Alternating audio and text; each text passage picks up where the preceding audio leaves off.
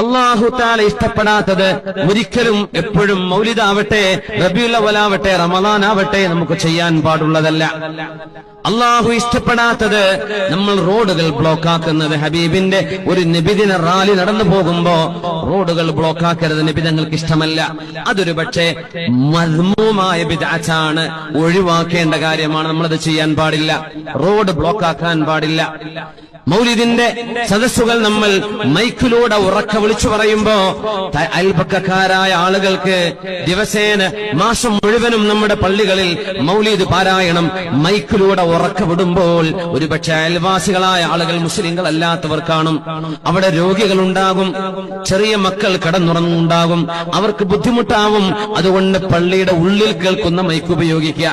മഹാനായ പാണക്കാട് സയ്യിദ് ഹൈദർ അലി ശിഹാബ് തങ്ങളവറുകൾ അങ്ങനെ ഒരു ആഹ്വാനം തന്നെ ചെയ്തിട്ടുണ്ട്. തങ്ങളവറുകൾ നിങ്ങളാരും നാട്ടുകാരെ